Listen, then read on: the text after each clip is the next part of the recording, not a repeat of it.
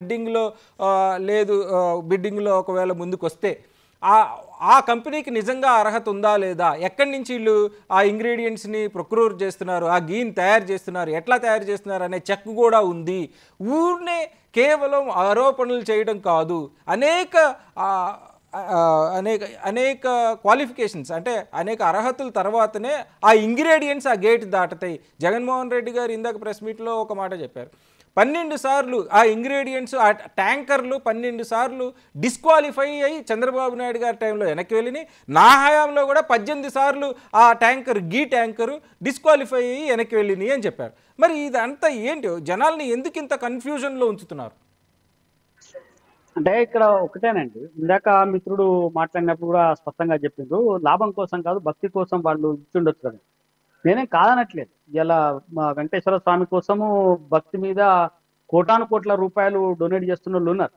కాకపోతే నేను ఏమంటున్నానంటే, ఇదిగో ఈ ఫలానా నెయ్యి రూ. 1400 కేజీ అమ్మబడేటువంటి నెయ్యి మనకు 450కో, 500కో ఇస్తున్నారు. ఇందులో మిగతాదంతా ఆ కంపెనీ వాళ్ళు డొనేట్ చేస్తున్నారు అనేది ఒకటి చెప్పుకోవచ్చు.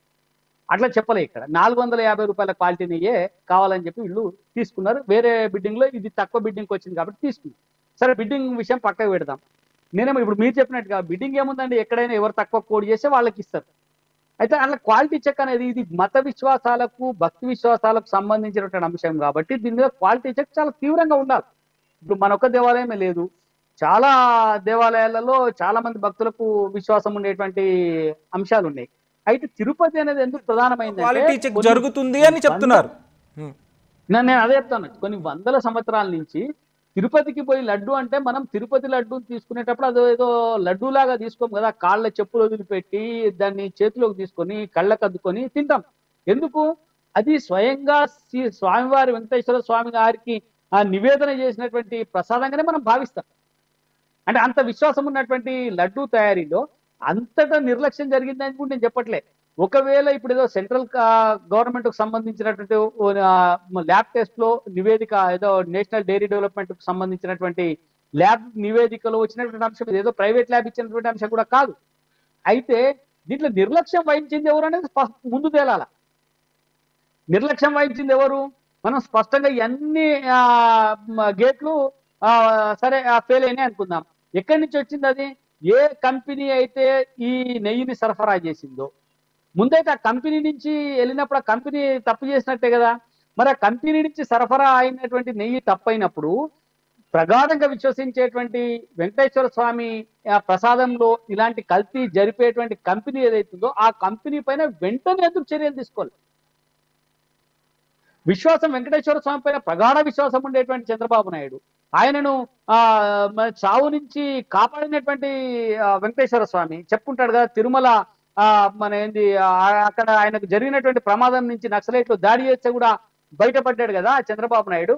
మరి అంత భక్తి ప్రపత్తులు ఉన్నటువంటి వెంకటేశ్వర స్వామి పైన ఇలాంటి ఒక ఆరోపణ వేసి ఇలాంటి కల్తీ నెయ్యి సరఫరా చేసినటువంటి కంపెనీ పైన ఇప్పటిదాకా 3 నెలలో 4 నెలలో జరుగుతా ఉంటే 2 నెలల్లో జరుగుతా ఉంటే ఇప్పటిదాకా నువ్వు చర్యలు తీసుకోకుండా దాన్ని పెద్ద ఎత్తున ఒక రాజకీయ సమావేశంలో మాట్లాడి ఇదంతా చాలా విచిత్రంగా కనబడతా ఉందండి. ఇప్పుడు మన ఇంట్లో ఒక పొరపాటు జరిగింది. మన ఇంట్లో పొరపాటు జరిగితే ముందు ఇంట్లో సరి చేసుకుంటాం. దాని తర్వాత బయటకు చెప్తాం కదా! మన ఇంట్లో ఒక పొరపాటు జరిగినప్పుడు దాన్ని ముందే బయట చెప్పి మా ఇంట్లో జరిగింది అనేది అనుకోలేము. ఇప్పుడు నిజంగానే ఆ చంద్రబాబు నాయుడు వైఎస్ఆర్ మన జగన్ పీరియడ్‌లో జరిగింది. ఎవరో ఒక చైర్మన్‌కి సంబంధించో లేకపోతే కొందరు ఉద్యోగులకు సంబంధం ఉండొచ్చు. లేదో ఉందో తర్వాత అంశం. ఆ విచారణలో తేలుతది. కానీ ముందు సరఫరా అయినటువంటి కంపెనీ పైన నువ్వేం చర్యలు తీసుకున్నావు? ఏం చర్యలు తీసుకోకుండా ఎందుకు బయటకు చెప్పినావు? నువ్వప్పుడు చెప్పాల్సింది ఏందంటే ఫలానా టైంలో ఇది అలా జరిగితే ఫలానా కంపెనీ పైన కేసు నమోదు చేసినాం, చర్యలు తీసుకుంటున్నామని చెప్పాలి గదా!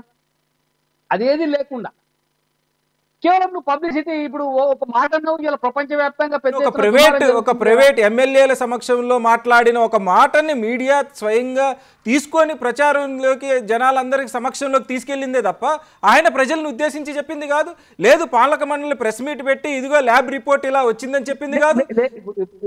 ఇప్పుడు నేను అదే చెప్తా. చంద్రబాబు నాయుడు గారు చాలా అత్యంతమైన గౌరవప్రదమైనటువంటి స్థానంలో ఉన్నటువంటి వ్యక్తి.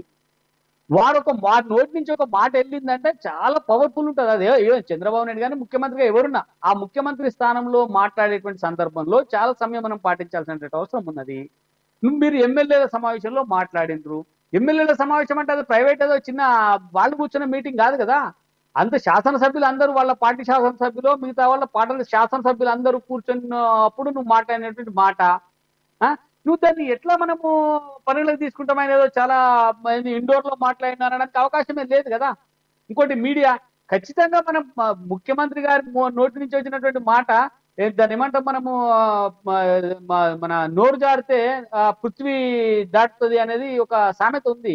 నీ నోటి నుంచి ఒక మాట వచ్చిన తర్వాత దాన్ని ఎలా ఆపగలుగుతాం? మనం ఆపలేం. కాబట్టి దాన్ని ఆయన జాగ్రత్తగా మాట్లాడాల్సినటువంటి సందర్భం ఉండే. చాలా ఒక పొరపాటు జరిగిన దాన్ని కొద్దిగా సరి చేసుకొని భక్తుల మనోభావాలు దెబ్బతినకుండా చర్యలు తీసుకోవాల్సినటువంటి అవసరం ఉండే. కానీ ఈయన దొరికింది కదా వైసీపీ మీద, ఇప్పుడే మనం దాడి చేయొచ్చు, దీన్ని ఆసరా చేసుకొని వైసీపీని డిఫేమ్ చేయొచ్చు అనుకుంటే అది రాజకీయం అవుతుంది. నేనేమంటున్నా అంటే ఇప్పటికైనా చంద్రబాబు నాయుడు గారు ఈ రోజుకైనా మీరు బయట పెట్టినరు సరే, ఒక నివేదిక వచ్చింది, ఆ నివేదిక ఆధారంగా ఇప్పటికైనా కేసు నమోదు చేయండి, ఆ కంపెనీ పైన కేసు వేయండి, ఆ కంపెనీకి సంబంధించినటువంటి యాజమాన్యాన్ని ముందుగా అరెస్ట్ చేయండి. దాని తర్వాత ఇక్కడ దానికి సంబంధించినటువంటి ఏమన్నా లావాదేవీలు ఉన్నాయా, ఎవరైనా అవినీతికి పాల్పడ్డారా, లేకపోతే ఎవరైనా లాలూచి పడ్డారా అనేటువంటి విషయాల్ని బయటికి తీయండి. ఈ ఎంక్వైరీ అంతా కూడా వారం రోజుల్లో పూర్తి చేయండి. వద్దని ఎవరు అంటున్నారు? ఒకసారి తిరిగి మళ్ళీ వెంకటేశ్వర స్వామి వారి మీద అంటే నేను అనేది వెంకటేశ్వర స్వామి దగ్గర ఏదో ఇట్లా ఒక లడ్డు కల్తీ జరిగింది అనగానే స్వామి మీద భక్తి పోయేటువంటి అవకాశం ఏం లేదు. కాకపోతే ఒక తప్పు జరిగిందనేటువంటి బాధ కనబడుతుంది కదా. ఇలా వెంకటేశ్వర స్వామి దగ్గర ఇలాంటి పొరపాటు జరిగిందనేటువంటి ఒక బాధ ఉంటుంది భక్తులకు తప్ప ఏదో లడ్డు ప్రసాదం ఏదో జరిగిందని చెప్పి వెంకటేశ్వర స్వామి మీద భక్తి తక్కువ అయ్యేటువంటి అవకాశం లేదు. అక్కడికి భక్తుల రాకపోకలు తగ్గేటువంటి అవకాశం కూడా లేదు. విశ్వాసం దేవుని పైన. కాబట్టి ఆ పర్టికులర్ చేసిన వ్యక్తి మీద జరుగుతుంది తప్ప దేవుడి మీద ఎందుకు పోతుంది. కానీ సత్యనారాయణ గారు, ఎప్పుడో జూలై 16వ తారీఖు రిపోర్ట్ వస్తే ఇప్పుడు వరకు ఎందుకు బయట పెట్టలేదు, ఇప్పుడు దీన్ని రాజకీయంగా ఎందుకు వాడుకుంటున్నారు అనే ఒక ఆరోపణ అన్ని వైపుల నుంచి వస్తుంది. రాజకీయంగా వాడుకోవడానికి ఇదేమి గుర్తులేవు.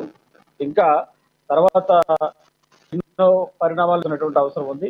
ఇది ముందుగా ప్రజల మనోభావాలకి, భక్తుల మనోభావాలకి, భారతదేశ హైందవ చరిత్రకు సంబంధించినటువంటి అంశం. ఈ అంశం పరిశీలించినట్లయితే ఈరోజు ల్యాబ్ నుంచి 2 సార్లు రిపోర్ట్స్ వచ్చాయి టెస్ట్ చేసి. అందులో సోయా చిక్కుడు, మొక్కజొన్నలు, చేప నూనె, పంది మాంసం, గొడ్డు మాంసానికి సంబంధించిన కొవ్వు వాడారని చెప్పేసి ల్యాబ్ రిపోర్ట్ స్పష్టంగా చెప్తుంది. స్పష్టంగా చెప్పినప్పుడు బాధ్యత మంత్రి ఖచ్చితంగా చెప్పారు. అది ప్రెస్ మీటా, లేకపోతే ప్రజల ముందా, లేకపోతే ప్రజా ఎమ్మెల్యేల ముందా అది చెప్పారా, ఇలా చెప్పొచ్చా చెప్పకూడదా అనేది కాదు. అసలు చంద్రబాబు